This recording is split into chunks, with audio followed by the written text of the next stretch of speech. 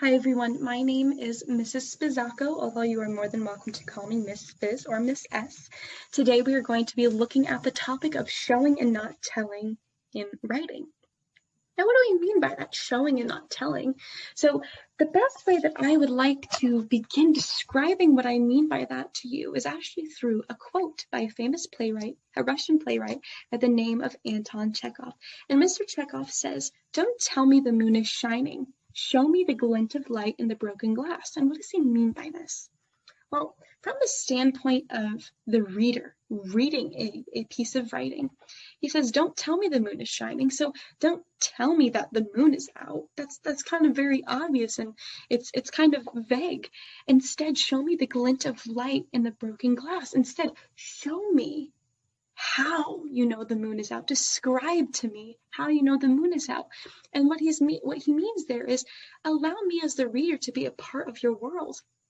Invite me into see what you see as the writer, so we can see what you are trying to express together.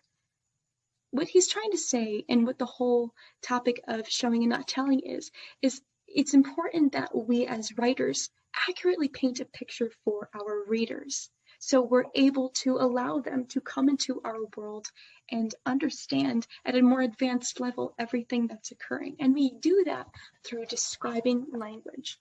Now, what I mean by that, and let's take a look.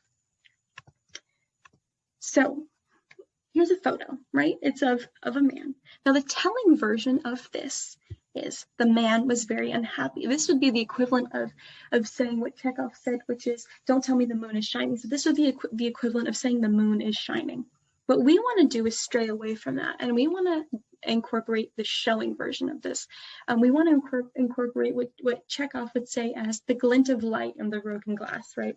So we need describing words. We need a way to paint a picture for our audience. So instead, we might write something like, "The man continued to focus on the world before him, his eyes now blank and cold. With furrowed brows, he sank deeper into his seat, motionless.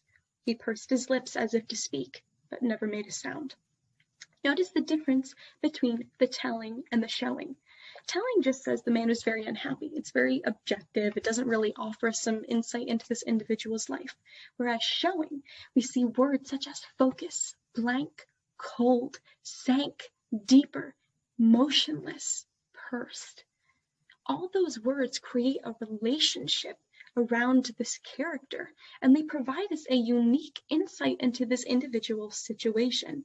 And that's the power of showing and not telling. We wouldn't have been able to get the same effect had we just said very unhappy. But when we use these describing words, we are really offered a fully painted picture as to what this character is going through and what really the author was intending for us as the reader to know about the character and the whole scenario of the story. So what I would like for you to do is select a picture of your own, and in 3 to 5 sentences, I want you to describe what you see, aka show and don't tell. Of course, you are allowed and encouraged to include a telling sentence if you would like. And then afterwards, what we would do is we are going to look at what you chose, and then we're going to talk about how you described that.